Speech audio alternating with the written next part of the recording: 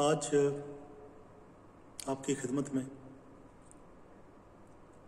ایک چھوٹا سا افسانہ، چھوٹی سی کہانی آپ کی خدمت میں پیش کر رہا ہوں۔ امید ہے کہ آپ کو پسند آئے گی۔ وہ جیسے ہی لڑکی کو ملنے آیا، اس نے آتے ہی لڑکی کا ہاتھ تھام لیا اور بے اختیار گا اٹھا کہ تیری وادی وادی گھوموں، تیرا کونا کونا چوموں، تو میری دل بر جان۔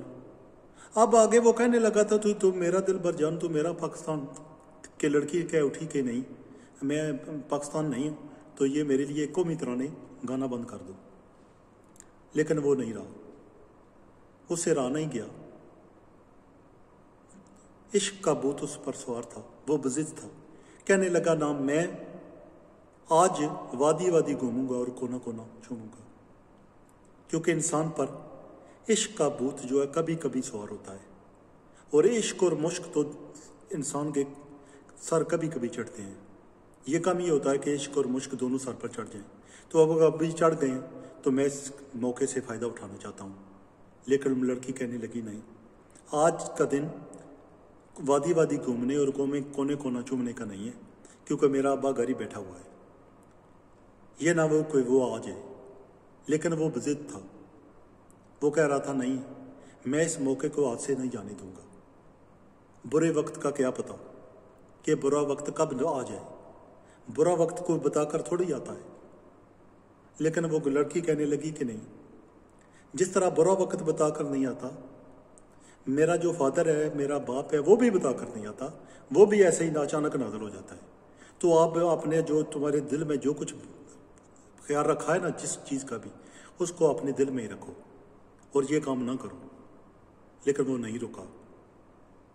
اس نے پھر جیسے ہی وادی وادی گھومنے اور کونا کونا چومنے کی تیاری شروع کی، لڑکی کا اچانک جس طرح برا وقت بتا کر نہیں آتا، اچانک آ جاتا ہے، اسی طرح لڑکی کا باپ بھی بانس کی ڈانگ لیے ہوئے آن وارد ہوا، اور لڑکے کی وہ چھترول کی اور ایسی ایسی وادی گمائی اور ایسا سا کونا چپوایا کہ اب پوری زندگی وہ کبھی بھی وادی وادی گھومنے اور کونا کونا چومنے کی جسارت نہیں کرے گا، اور شاید وہ اپنی بیوی کے پاس بھی کونا کونا چومنے اور وادی وادی گھومنے کی کبھی کترائے گا، اور کبھی جسارت نہیں کرے گا کہ وہ اپنی بیوی کو بھی کہے کہ میں آج کونا کونا چومنے اور وادی وادی گھومنے کا میرا من کر رہا ہے۔ دوستو، اس چھوٹی سی کہانی سے آپ کو کیا سبق ملا، یہ میں پوچھنا چاہوں گا۔ اس کہانی سے سبق یہ ملا کہ صبر کا پھل میٹھا ہوتا ہے، صبر کا پھل ہمیشہ میٹھا ہوتا ہے۔ یہ صبر کے پھل کی کہانی بھی میں آپ کو کیا بتاؤں۔ صبر کے پھل کی کہانی اس وقت مشہور ہوئی اور اس وقت کریٹ ہوئی اور اس وقت بنی جب دو میاں بیوی کہیں سے آم لے آئے تھے، کچے آم لے کر آ گئے تھے کچے کہیں سے۔ تو ہم لوگ کرتے ہیں کہ جب کچے آم ہوں تو ٹوکریوں میں ڈال کر ان کے اندھیرے میں رکھ دیتے ہیں کہیں ڈانگ کر کہ وہ پک جائیں گے۔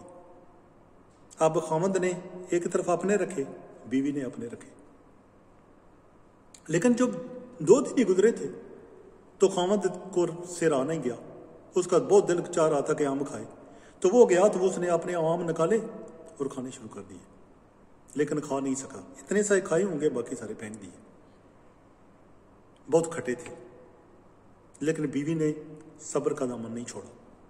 وہ 1 مہینے کے بعد جب اس کو اپنی ٹوکری باہر نکال کر لائی تو دیکھا کہ اس کے آم جو ہیں وہ زرد رنگ کے ہیں، پیلے ہیں، یلو ہیں۔ وہ اس نے اٹھائے اور کھانے شروع کیے، بہت ہی میٹھے تھے۔ اس کا خامد پاری چارپائی پہ بیٹھا دیکھ رہا تھا۔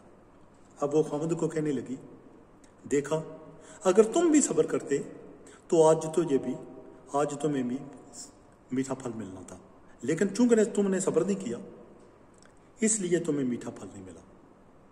تو دوستو، وہ دن اور آج کا دن کہ لوگ مثالیں دیتے ہیں کہ صبر کا پھل میٹھا ہوتا ہے۔ اس لیے جب بھی آپ کا دل کرے کہ آپ وادی وادی گھومیں اور کونا کونا چومیں اور اس سفر پہ نکلیں، تو یاد رکھیں کہ صبر کا پھل ہمیشہ میٹھا ہوتا ہے، کیونکہ وہ لوگ جو صبر نہیں کرتے उनको कभी कभी छतरोल भी हो सकती है, और एग्जैक्ट पछवाड़े पर ना सही पछवाड़े के कोल भी हो सकती है। तो ये बात याद रखने की है, जब भी आप वादी वादी घूमने की और कोना कोना चूमने की तैयारी करें और इस पे अपना रखते सफ़र बांधें, तो सब्र का दामन मत छोड़िए, कि कोई ज़रूरी नहीं कि छतरोल हो जाए और वो भी पछवाड़े के कोल हो जाए।